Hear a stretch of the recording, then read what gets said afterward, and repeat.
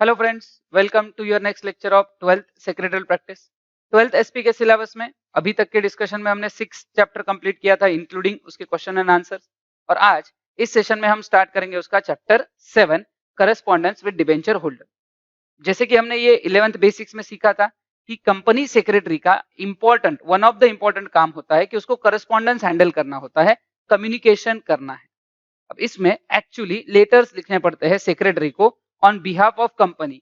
As a company secretary वो company के behalf पे ये काम करता है। अब ये करस्पॉन्डेंस उसको मेंबर्स के साथ भी करना है, डिबेंचर होल्डर और डिपॉजिटर।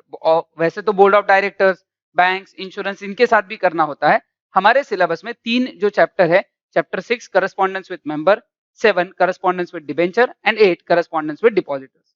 तो उसमें से 6 चैप्टर हमने देखा था। 6 चैप्टर के इनिशियली हमने देखा था कि लेटर्स लिखने के लिए आपको एग्जैक्टली कैसा स्ट्रक्चर फॉलो करना पड़ता है। सबसे पहले हेडिंग आता है, फिर date, reference number, insider address, subject, फिर उसके बाद सैल्यूटेशन, फिर मेन लेटर में introductory para, main body part, फिर कंक्लूजन, फिर उसके बाद कॉम्प्लीमेंट्री क्लोज, सिग्नेचर। फिर ये सारा एक स्टेप बाय स्टेप हमने सीखा। वो पूरा स्ट्रक्चर हमने सीखा था, उसके लिए हमने अलग से लेक्चर्स देखे थे। फिर उसके बाद उसमें अलग अलग कौन से लेटर्स देखने हैं वो हमने उस चैप्टर में कवर किया। तो ऐसा करते करते अब हम 7 चैप्टर में आए हैं। यहाँ भी हमको लेटर्स लिखने हैं, बट अच्छी बात यह रहेगी कि हमको फॉर्मेट सेम है, सिर्फ अब पार्टी बदल गई कि पहले हम शेयर होल्डर्स को लिखते थे, अब हम डिबेंचर होल्डर्स को लिखेंगे। जैसे शेयर होल्डर्स में बहुत सारे लेटर लिखे जा सकते हैं, बट हमारे सिलेबस में 5 लेटर थे। सेम वे डिबेंचर होल्डर के साथ भी बहुत सारा कम्युनिकेशन हो सकता है, बट हमारे सिलेबस में उसके 5 लेटर्स, उसमें से भी एक इंटरेस्ट का है, जो इंटरेस्ट एक ऑनलाइन भेजा जा रहा है और एक इंटरेस्ट वारंट के थ्रू भेजा जा रहा है, जैसे डिविडेंड में था। तो ऐसे टोटल मिला के वैसे देखा जाए तो टॉपिक 4 और लेटर 5, ऐसा हमारा ये चैप्टर रहेगा। और रिलेटिवली ये चैप्टर हम इजीली कंप्लीट कर सकते हैं। लेट्स सी, देखते हैं chapter 7 correspondence with debenture holders. Introduction. The capital of a company is raised by issuing shares or debentures to the public. तो कंपनी को अगर पैसा चाहिए तो जमा करने के लिए ओन्ड कैपिटल में से शेयर्स यूज कर सकते हैं, और अगर उनको बोरोड कैपिटल के लिए चाहिए तो डिबेंचर्स को भी वो इशू कर सकते हैं। The share capital is owned capital while debenture capital is borrowed capital of a company. Share holders owner है, डिबेंचर होल्डर क्रेडिटर है, वो बोरोड कैपिटल है। शेयर होल्डर को डिविडेंड मिलता है, डिबेंचर होल्डर्स को interest. Debenture is an acknowledgement of डेप्ट, accept करना। हमने देखा है the term debenture has been derived from the Latin word debere which means to accept, accept करना कि हमने पैसा लिया है। Debenture capital is borrowed capital of company. Debenture holder is a creditor of the company. Compared to equity share, debenture is considered as a safe and secured capital. Investors के point of view से अगर हम देखें तो shares में risk ज्यादा है, उसमें भी इक्विटी शेयर्स, क्योंकि उनको हर बार पैसे लास्ट में मिलते हैं। बट डिबेंचर होल्डर को हर बार प्रायोरिटी मिलेगी। प्लस डिबेंचर्स के केस में सिक्योरिटी भी हो सकती है कि असेट्स गिरवी हो सकती है, तो लोन ना रिपे हुए तो असेट बेचने का चांस रहेगा। तो इन्वेस्टर के पॉइंट ऑफ व्यू से डिबेंचर्स ये काफी सेफ इन्वेस्टमेंट है। Compared to debentures are issued for a specific period and it carries the fixed rate of interest as return on investment on debenture. तो एक time period है, 5 साल, 8 साल, 10 साल के लिए वो इशू होंगे और उसके ऊपर इंटरेस्ट पे किया जाएगा, वो भी fixed rates. The secretary has to communicate the decisions of management and other information to debenture holder by conducting correspondence. He should be very cautious and careful while corresponding with the debenture holders of a company. तो careful रहना है, cautious रहना है, सारे fact सही होने चाहिए, सामने वाले को कंसिडर करना है, रिस्पेक्टफुली बात करनी है, पोलाइटनेस होनी चाहिए। ये सारी रिक्वायरमेंट शेयर होल्डर्स के लेटर में भी थी और डिबेंचर होल्डर्स के लेटर में भी रहेगी। Certificate of debenture should be issued within a period of 6 months from the date of allotment of debenture. Share certificate के लिए हमने ये डिस्कस किया है कि 2 महीने का नॉर्मली टाइम रहेगा कि अलॉटमेंट से लेके 2 महीने के अंदर वो होते हैं। बट जब हम बात करते हैं डिबेंचर्स की, तो डिबेंचर्स जो है वो नॉर्मली 6 महीने के अंदर इशू किए जाते हैं from the date of allotment. A company cannot issue debenture to more than 500 people without appointing a debenture trustee. Issue of debenture का चैप्टर हमने देखा था, चैप्टर 4। वहां हमने देखा है कि डिबेंचर ट्रस्टीज अपॉइंट करना कंपलसरी रहेगा अगर 500 या उससे ज्यादा लोगों को डिबेंचर्स इशू करने हैं तो। आगे बढ़ेंगे। Precautions to be taken by secretary while corresponding with debenture. Debenture holders के साथ कम्युनिकेशन करते वक्त क्या प्रिकॉशंस रखने हैं वो हमें दिए हैं। ये एग्जैक्टली वैसे ही है जैसे शेयर होल्डर्स के लिए हमने कंसिडर किए। See the following precautions are to be kept in mind by secretary while corresponding with the debenture holder. सबसे पहला पोलाइटनेस, कर्टसी से बात करनी है, रूडली बात नहीं करनी है, ये मैं ही बोल रहा हूं तो ध्यान रखना। Being the creditors, due respect should be given to the debenture holder in secretarial correspondence, respectfully उनसे बात करनी है। The tone of language in the letter should be courteous, rude and harsh language should be strictly avoided, rudely बात नहीं करनी है, proper communication रखना। और इसका सबसे इंपॉर्टेंट पार्ट है ये कम्युनिकेशन से ही कंपनी की इमेज लोगों तक जा रही है और वो फेवरेबल रहे, बेटर रहे, इसके लिए पोलाइटनेस होना जरूरी है आपकी लैंग्वेज में, आपके वर्ड्स में। Second, prompt response. अगर इंक्वायरी आती है कि डिबेंचर होल्डर्स ने कोई किसी चीज की इंफॉर्मेशन मांगी है, इंक्वायरी है या कंप्लेंट की है, तो क्विकली रिस्पॉन्स करना है। The secretary should promptly reply and respond to query and complaints of the debenture holder without any delay. Query मतलब उनको कोई डाउट है, क्वेश्चन है और उनकी अगर कोई कंप्लेंट है तो इमीडिएटली रिप्लाई करना है, जितना हो सके जल्दी। Third, legal provision. Debenture holders के साथ बात करते वक्त सेक्रेटरी को पता होने चाहिए कि उसके सारे लीगल रूल्स रेगुलेशन क्या है। बिना, अगर आपको रूल्स रेगुलेशन ही नहीं पता तो उनके साथ डील करोगे कैसे, तो उसका नॉलेज भी होना चाहिए। The secretary should follow statutory provisions of companies act 2013 and other relevant law while corresponding with debenture holder. Secretary should be cautious and careful while corresponding with the debenture on legal matter. बहुत carefully बात करनी, क्योंकि वो creditors है। अगर आप कुछ गलत इंफॉर्मेशन दे देते हो या गलत कुछ चीज अप्लाई कर देते हो तो आपके अगेंस्ट कंप्लेंट हो सकती है, कंपनी को उसकी पेनल्टी भी बेयर करनी पड़ सकती है। Fourth, transparency. कुछ भी छुपाना नहीं अगर वो इंक्वायरी करते हैं, नॉट नेसेसरी कि बिजनेस डील्स की ट्रांसपेरेंसी नहीं, कि हम कैसे चला रहे हैं उसके बारे में। To maintain greater transparency with debenture holder, it is necessary to disclose all correct and accurate information of company, credit rating of company, true and real facts of company affair etc. in correspondence. तो correspondence हो, even अगर debentures का public issue हो रहा है तो public issue के लिए प्रोस्पेक्टस यूज होता है, तो प्रोस्पेक्टस में सारी चीजें सही होनी चाहिए, इनकरेक्ट डेटा या इनकरेक्ट इंफॉर्मेशन नहीं देनी। ये क्वेश्चन ध्यान रखना, हम क्या देख रहे हैं, precautions to be taken by secretary while correspondence with debenture holder. ये हमने मेंबर्स के लिए भी देखा था और अगले चैप्टर में भी ये आएगा। तो यहाँ 4 पॉइंट हमने देखे अभी तक कि ये करस्पॉन्डेंस करते हो तो उसको पोलाइट रहना है। सेकंड, प्रॉम्प्ट रिस्पॉन्स देना है। थर्ड, लीगल प्रोविजंस का ध्यान होना चाहिए। एंड फोर्थ, ट्रांसपेरेंसी मेंटेन रखनी। फिर आगे बढ़ते हैं। Fifth, conciseness. नाउ कंसाइज होना मतलब जितना जरूरी है उतना होना चाहिए, उससे ज्यादा नहीं। So conciseness. This letter, the letter to the debenture holder should be concise, in brief, short, and to the point. Unnecessary and irrelevant information must be avoided. जो जरूरी है उतनी बात करो, घुमा फिरा के बात करने की जरूरत नहीं। सिंपल सी बात है, पे तुम डिबेंचर होल्डर को लेटर लिख रहे हो, क्यों भेजा है, क्या भेजा है, वो लेटर में लिखो। तुम उसको अननेसेसरी डिटेल मत पूछो कि घर पे क्या चल रहा है। फिर एक क्वेश्चन जो नॉर्मली दिवाली के बाद पूछा ही जाता है कि दिवाली कैसी गई, बीवी बच्चे कैसे है, हालचाल कैसे है, कोरोना की क्या सिचुएशन, आजकल का एक नया क्वेश्चन है, फिर आपके यहाँ कोरोना का क्या हाल। तो ऐसे अननेसेसरी डिटेल्स नहीं पूछने हैं या ना ही उसमें मेंशन करने हैं, जो जरूरी है उतना ही आपके लेटर्स का पार्ट होना चाहिए। फिर प्रिसाइज इंफॉर्मेशन, जितनी जरूरी उतनी प्रिसाइज और शॉर्ट इंफॉर्मेशन होनी चाहिए। The secretary should provide precise and up to date information to the debenture holders. The information must be factual and true, सारे करेक्ट फैक्ट्स और करेक्टली उसको लिखा होना चाहिए। 7, secrecy. As a confidential officer of a company, secretary should not disclose any important and secret information related to company while corresponding with debenture holder. तो unnecessary जो business का कोई कॉन्फिडेंशियल सीक्रेट है वो नहीं बोलना है, जो इंफॉर्मेशन जरूरी है उतनी ही देनी। And last, image and goodwill of the company. तो लेटर्स लिखते वक्त ध्यान रखना है कि ये लेटर्स पढ़ के ही सामने वाला पर्सन आपकी कंपनी की इमेज उनके दिमाग में बना रहा है, तो ध्यान से बोलना है। सिंपल सी बात है, कोई भी पर्सन जिससे हम सामने भी बात करते हैं, लाइव भी हम जिससे बात करते हैं, वो आपसे कैसे बात करता है, इससे उसकी इमेज बनती है। तो कंपनी के बिहाफ पे सेक्रेटरी करस्पॉन्डेंस कर रहा है तो वो कैसे बात करेगा उसके ऊपर डिपेंड रहेगा कि कंपनी की इमेज कैसे बनने वाली। So, while corresponding with debenture holder, the secretary should always try to maintain goodwill and create good image of a company in the minds of debenture holder. Debenture holder के दिमाग में आपको सही image बना के रखनी है। तो ये बेसिक क्वेश्चन है, precautions to be taken by secretary while corresponding with debenture holders. 8 point हमने देखे, एक बार रिवाइज कर लेंगे। ये भी थ्योरी क्वेश्चंस में आता है, तो ध्यान रखना। सबसे पहला पॉइंट था पोलाइटनेस, पोलाइट कॉन्वर्सेशन रखनी है, हार्ड या रूडली बात नहीं करनी, हार्श या रूडली बात नहीं करनी है। प्रॉम्प्ट रिस्पॉन्स, इंक्वायरी आई है डिबेंचर होल्डर की तरफ से, कोई कंप्लेंट आई है, इमीडिएटली सॉल्व करो। थर्ड, लीगल प्रोविजन, सारे लीगल रूल्स का नॉलेज रखो related to debenture. Fourth, transparency, जो भी इंपॉर्टेंट चीजें उनको जानना जरूरी है वो बताओ, जो उनको जरूरी है उतना बताओ, वो मत छुपाओ, फिर जो जरूरी नहीं वो सीक्रेट रखो।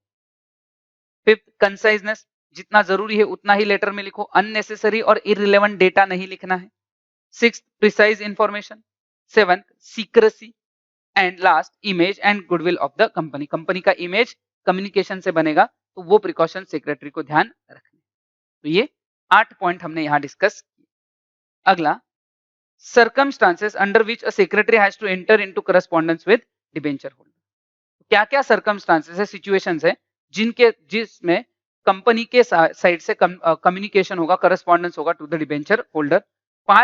सिचुएशन 4 है और letters 5। See, the following are the few circumstances under which secretary enter into correspondence with debenture holder। First, informing the applicant about allotment of debentures।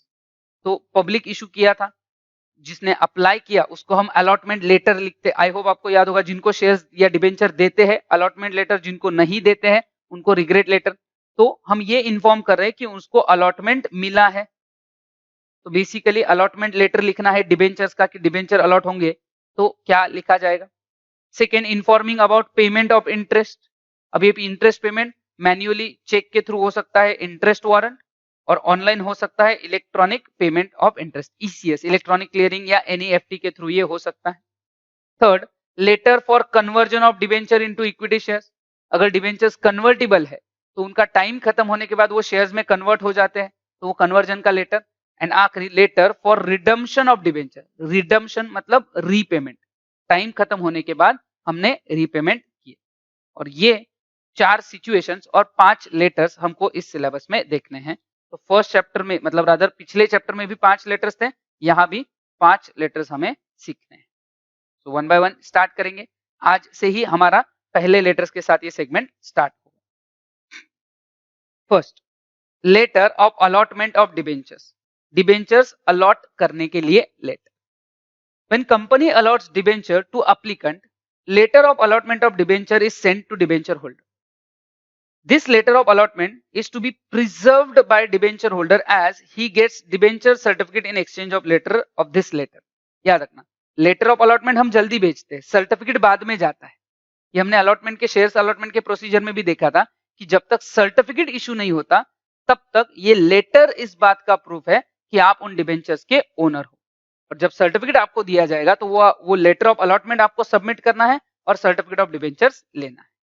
तो और अगर हम ये साथ में ही भेज देते हैं तो भी कोई प्रॉब्लम नहीं। ऐसा भी हो सकता है, प्लीज ध्यान रखना, कि कोई कंपनी उतनी प्रॉम्प्ट है कि शेयर डिबेंचर लोगों ने अप्लाई किया, बोर्ड ऑफ डायरेक्टर्स की मीटिंग हुई और डिबेंचर्स अलॉट हुए, और जिनको अलॉट हुए अलॉटमेंट लेटर के साथ सर्टिफिकेट भी भेज दिया।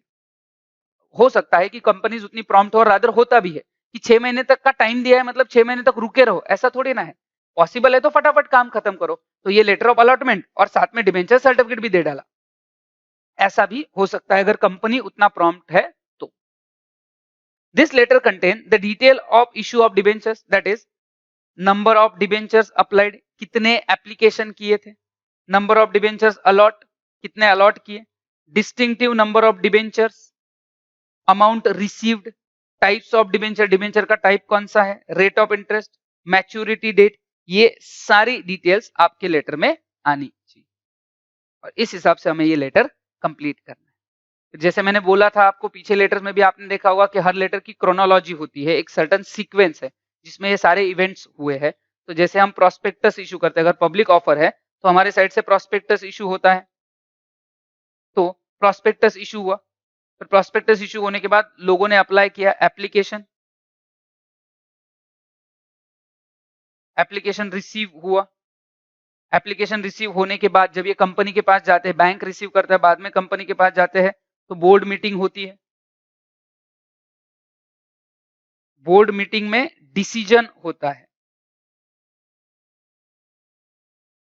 Decision of allotment. और फिर उसके बाद हम क्या करते हैं, सेंड लेटर ऑफ अलॉटमेंट, क्योंकि डेट के रेफरेंसेस आने वाले हैं और मैंने आपको बोला है कि प्रॉपरली आपको ये डेट के रेफरेंसेस ध्यान रखने पड़ते हैं। तो हम लेटर इस दिन लिख रहे हैं, अब लेटर लिख रहे हैं, इसके कुछ दिन पहले बोर्ड मीटिंग हो चुकी है जहां अलॉटमेंट का डिसीजन हुआ था, उसके कुछ दिन पहले लोगों ने अप्लाई किया है, क्योंकि जब हम एप्लीकेशन की डिटेल्स डालेंगे, बेसिक इंट्रोडक्शन डालेंगे कि आपने डिबेंचर्स के लिए इस दिन अप्लाई किया, फिर बोर्ड मीटिंग हुई और अब हम ये लेटर लिख रहे हैं। तो जो भी लेटर की डेट रहेगी उसके कुछ दिन पहले बोर्ड मीटिंग और उसके कुछ टाइम पहले ये एप्लीकेशन वगैरह आया है, और इस तरीके से इस सीक्वेंस में ये सारी चीजें लिखी जाएंगी। तो हमेशा की तरह आपके साथ साथ ये भी लेटर में मैं भी कंप्लीट करूंगा, और लेटर के लिए जो फॉर्मेट रिक्वायर्ड है वो आपका रेडी होगा, नहीं होगा वीडियो पॉज करो, लेटर के लिए फॉर्मेट रेडी करो।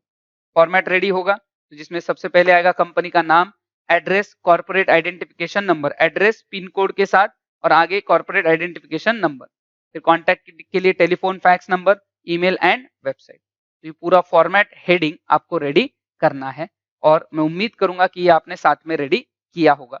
नहीं किया है तो जैसे मैंने बोला पॉज करो और बना लो। और फॉर्मेट इनसाइडर एड्रेस तक होता है, डेट मत डालना, डेट छोड़ के फिर आगे रेफरेंस नंबर भी आपको ही अब यहाँ से आगे डालने रहेंगे, इनसाइडर एड्रेस भी, वहां तक आपको ये फॉर्मेट प्रिपेयर करने हैं। मेरे बुक पे या मेरे स्क्रीन पे आपको हेडिंग तक का ही फॉर्मेट दिखेगा, बाकी भले मैं साथ साथ लिखते जाऊंगा बट मेरे पहले आपको ऑलरेडी वो प्रिपेयर करके रखना है, और अब आपको उसकी आदत होनी चाहिए। प्लस मैंने आपको ये पहले भी बोला है कि हम टेक्स्ट बुक ओरिएंटेड ये लेटर्स में जाएंगे, तो देखेंगे हम उस हिसाब से आपको ये लेटर में क्या लिखना चाहिए या इस लेटर में आपके लिए क्या क्या आएगा। सो लेट्स सी, देखते हैं कि क्या रहेगा। आई होप आपने ये फॉर्मेट रेडी किया है। तो सबसे पहली जो बेसिक चीज आएगी वो है डेट। डेट हम कोई भी रैंडम ले सकते हैं, जैसे मैंने बोला कि करंट डेट लेना प्रेफरेबल होता है। सपोज ये आज का डेट अगर हम देख लेते हैं, कंसीडर करते हैं, सो डेट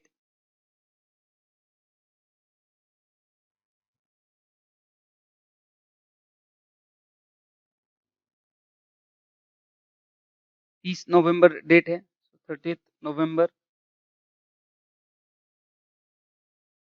2020। फिर उसके लेफ्ट साइड में आता है रेफरेंस नंबर।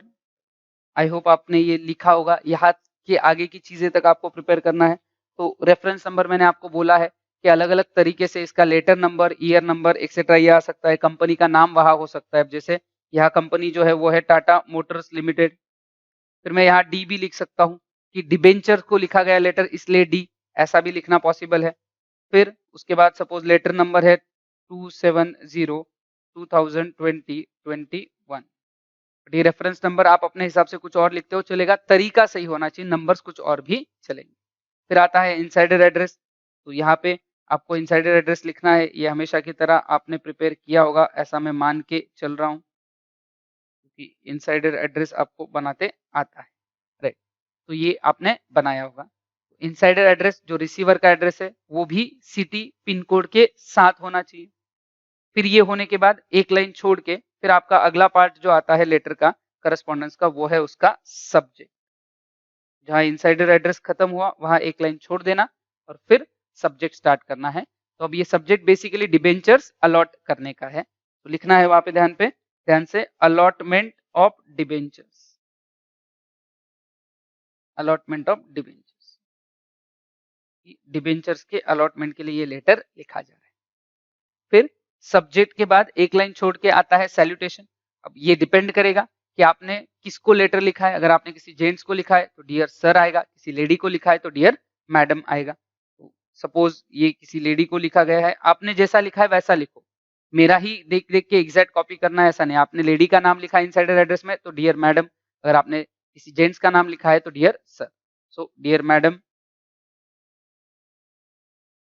नाउ अब हम इनको बता रहे हैं कि आपने अप्लाई किया था, कि आपको ये डिबेंचर्स चाहिए और हमारी कंपनी के डायरेक्टर्स ने वो अलॉट किया। ये बेसिक इंट्रोडक्शन। फिर बाद में मेन पैराग्राफ आएगा कि कितने डिबेंचर्स अप्लाई किए, कितने दिए, उनका नंबर क्या है, टाइप क्या है, इंटरेस्ट क्या है, etcetera. So basic introductory para first, ध्यान से साथ साथ में लिखते रहना है। In response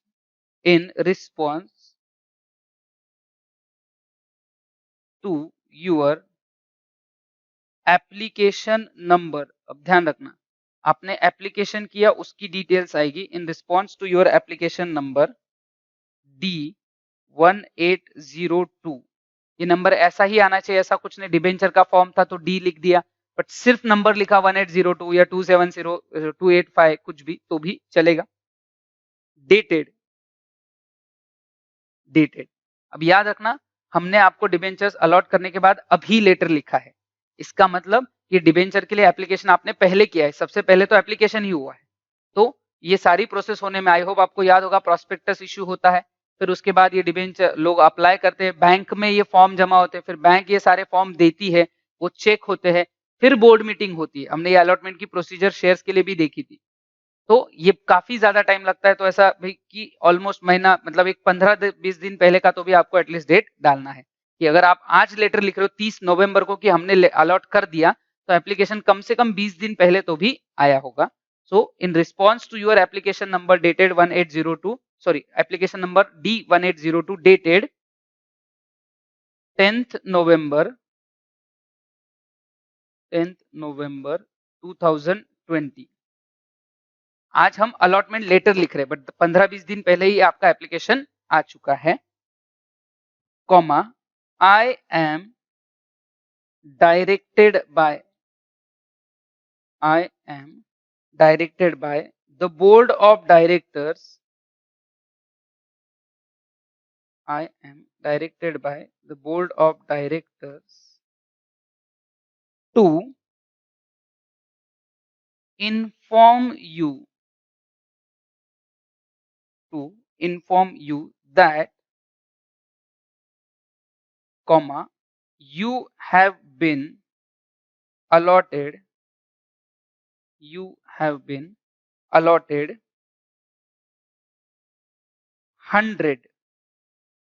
100 debentures. नॉर्मली मैंने पहले भी बोला है कि ये राउंड फिगर नंबर लेना बेटर रहता है। 100 10% non convertible debentures, 10% non convertible debentures, और नॉन कन्वर्टिबल, थोड़ा करेक्शन कर लेना, non convertible secured debentures of rupees 100 each. The tenure मतलब time, the tenure of debenture is for 5 years. ये डिबेंचर जो आपको इशू किए जा रहे हैं इनका टाइम पीरियड 5 साल का है। अब ये बेसिक इंट्रोडक्टरी पैरा है जहां हमने उनको बताया कि आपने एप्लीकेशन नंबर, ये आपका एप्लीकेशन नंबर था, 10 नवंबर को आपने अप्लाई किया और बोर्ड ऑफ डायरेक्टर ने डिसाइड किया है कि ये डिबेंचर्स आपको अलॉट हुए हैं। 100 डिबेंचर हमने आपको अलॉट किए जो 10% इंटरेस्ट रेट के है, नॉन कन्वर्टिबल है, सिक्योर्ड है, जो 5 साल के लिए आपको अलॉट हुए। तो ये बेसिक डिटेल। फिर उसके बाद अगला para, these debentures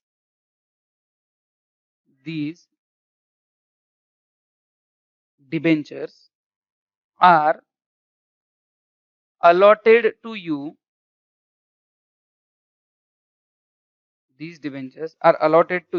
as per board resolution,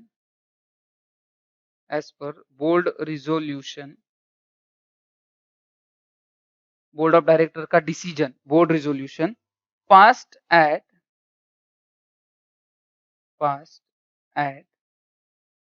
board meeting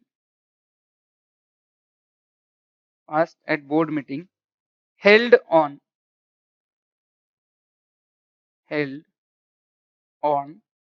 16th May 2000, held on, ये 16 में नहीं लिखना है, टेक्स्ट बुक का रेफरेंस लेते लेते कॉपी हो गया। बट हमको हमारी डेट से हिसाब से जाना है। जैसे मैंने बोला था कि एप्लीकेशन 20 एक दिन पहले आया था, फिर बोर्ड मीटिंग होती है और बोर्ड मीटिंग के 3-4 दिन बाद हम ये लेटर लिख रहे हैं। तो लेटर हम कब लिख रहे हैं? 30 नवंबर, ऊपर हमने डेट डाली है 30 नवंबर। 30 नवंबर को मैं लेटर लिख रहा हूँ। इसके 20 दिन पहले मतलब 10 नवंबर को एप्लीकेशन आया था और बोर्ड मीटिंग हम जैसे बोलते हैं कि 4-5 दिन पहले ही हुई, तो 30 नवंबर के 4-5 दिन पहले मतलब फिर मैं यहाँ लिख रहा हूँ 26 नवंबर 2020 को बोर्ड मीटिंग हुई। उस मीटिंग में डिसाइड हुआ कि आपको ये डिबेंचर्स अलॉट होंगे। सो these debentures, वापस पढ़ रहा हूं मैं ये para, these debentures are allotted to you as per board resolution passed at board meeting held on 26 November 2020 and as per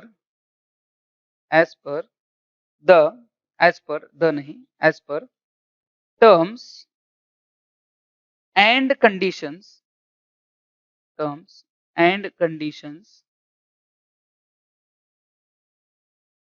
of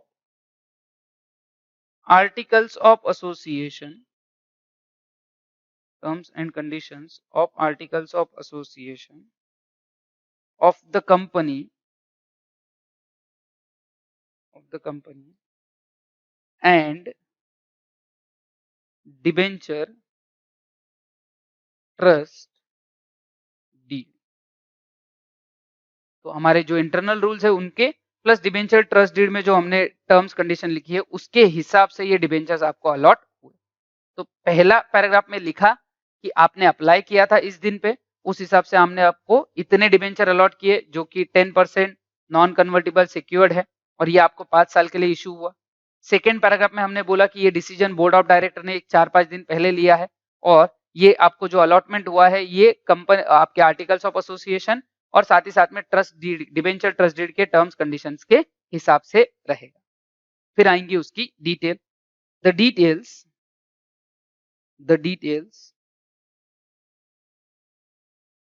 of allotment of debentures,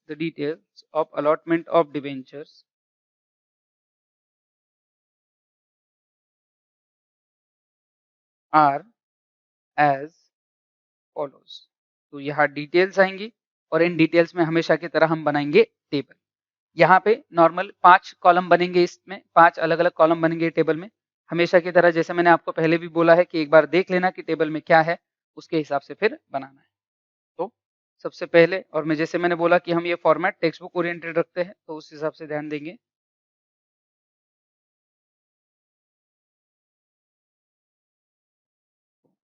पांच कॉलम हमको बनाने हैं।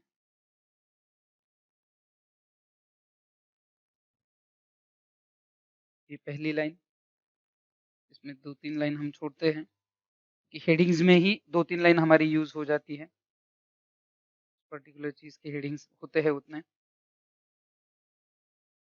और फिर 2 लाइन जहाँ हमको एक्चुअल डेटा लिखना है। फिर जैसे कि मैंने बोला 5 अलग अलग कॉलम हमको बनाने हैं।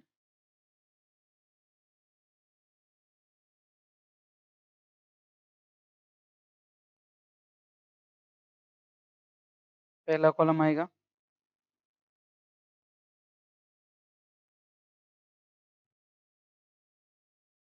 फिर सेकेंड, थर्ड,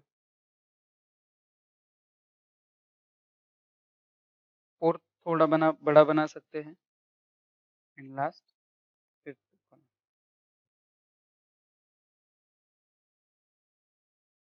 तो ये 5 कॉलम हम बना रहे हैं। याद रखना पेन या पेंसिल यूज कर सकते हो आप, दूसरा पेन यूज नहीं करना है। सो कॉलम नंबर 1, 2, 3, 4 एंड 5। पहला कॉलम है फोलियो नंबर। जैसे रजिस्टर ऑफ मेंबर होता है वैसे रजिस्टर ऑफ डिबेंचर होल्डर भी होता है। उस डिबेंचर होल्डर में जिस पेज पे आपकी एंट्री है वो फोलियो नंबर। फिर second, number of debentures applied, कि आपने कितने डिबेंचर्स अप्लाई किए थे, नंबर ऑफ डिबेंचर्स अप्लाइड। फिर नंबर ऑफ डिबेंचर्स अलॉटेड, उसमें से कितने आपको दिए गए, number of debentures allotted. Debenture हुए हैं और वो फिजिकल फॉर्म में है, डीमैट फॉर्म में नहीं है, तो उनका डिस्टिंक्टिव नंबर रहेगा। सो डिस्टिंक्टिव नंबर, ये डिस्टिंक्टिव नंबर में भी हम दो पार्ट लिख देते हैं, फ्रॉम टू, कहां से लेके कहां तक, एंड लास्ट अमाउंट रिसीव्ड, इस डिबेंचर्स में हमने कितने पैसे रिसीव्ड किए। अब फोलियो नंबर हमने देखा है कि रजिस्टर नंबर्स होते हैं, कि जैसे रजिस्टर ऑफ मेंबर है वैसे रजिस्टर ऑफ डिबेंचर का जो नंबर रहेगा, for example D90। Number of debentures applied हमने ऊपर लिख दिया 100, अलॉटेड 100, वैसा ही रखना। वैसे तो हो सकता है कि ज्यादा एप्लीकेशन आए, कम अलॉटमेंट हुए, फिर बैलेंस के पैसे देने पड़ते हैं, फिर रिफंड ऑर्डर का रेफरेंस आएगा, लेटर कॉम्प्लिकेटेड बनेगा, तो खुद होके नहीं बनाना, सिंपल रखना है, जितने अप्लाई किए उतने अलॉट हो गए। फिर डिस्टिंक्टिव नंबर आई होप आपको ये लिखते आएंगे, से 5101 से लेके 5200। अमाउंट रिसीव्ड जो है, सो 100 डिबेंचर 100 रुपीज का एक इंटू, सो 100 इंटू 100 जो आएगा वो है 10,000, तो 10,000 रुपए हमने वहां से लिए, उनसे लिए। तो ये बेसिक डिटेल्स होगी। फिर उसके बाद आखिरी कंक्लूडिंग पैरा रहेगा, सिंपल है वो, बहुत कॉम्प्लिकेटेड नहीं है। The debenture certificate, the debenture certificate is enclosed herewith, इस डॉक्यूमेंट के साथ, इस लेटर के साथ हम आपको सर्टिफिकेट भी भेज रहे, ऐसा क्लियरली लिखा है। फिर लेटर खत्म होगा, एक लाइन छोड़ के आएगा लेफ्ट साइड में, थैंकिंग यू, थैंकिंग यू। उसके नेक्स्ट लाइन में राइट साइड में लिखना है आपको यूअर्स फेथफुली, यूअर्स फेथफुली। फिर यहाँ पे आएगा आपके कंपनी का नाम जिसके लिए आप ये कर रहे हो, so for Tata Motors Limited, line छूटेगी। अगला सिग्नेचर, सिग्नेचर जिसका भी होगा, तो say for example Mrs Asha Mishra, ये है जिन्होंने ये किया है, जो कंपनी सेक्रेटरी है, इनकी यहाँ सिग्नेचर आएगी। बट यहाँ लेटर खत्म नहीं होगा, हमने लेटर में क्लियरली लिखा है कि हम साथ में कुछ भेज रहे। जैसे अगर आपको शेयर्स वाले लेटर, मेंबर्स के लेटर याद होंगे, तो जब हम डिविडेंड वारंट भेजते हैं तो लेटर के साथ जाता है, तो उसमें एक इंक्लोजर बताना पड़ता है कि हमने लेटर के साथ क्या भेजा है। यहाँ हमने लिखा है कि डिबेंचर सर्टिफिकेट भेजा है, तो अगली लाइन पे लेफ्ट साइड में आएगा इंक्लोजर डिबेंचर सर्टिफिकेट, हमने साथ में डिबेंचर सर्टिफिकेट अटैच किया है। तो ये सिंपल सा लेटर रहेगा। मैंने आपको पिछले लेक्चर्स के टाइम भी बोला था कि लेटर्स लिखना और कवर करना मुश्किल नहीं रहेगा, बिकॉज मेजोरिटी पार्ट तो फॉर्मेट का है, मेन पार्ट जो है उसी से रिलेटेड आपको थोड़े से एफर्ट लेने पड़ेंगे कि क्या क्या डिटेल्स हम लिखते हैं, वो आपको याद रखनी पड़ेगी। तो ये debentures, correspondence with debenture holders के लेटर्स का पहला पार्ट हमने देखा। कल हम इसके इंटरेस्ट का पार्ट देखेंगे। इंटरेस्ट में भी जैसे उन्होंने दो पार्ट दिए हैं, एक कि डिविडेंड इंटरेस्ट वारंट के थ्रू और दूसरा ऑनलाइन। हो सकता है कि कल के सेशन में ही हमारे ये दोनों पार्ट कंप्लीट हो जाए।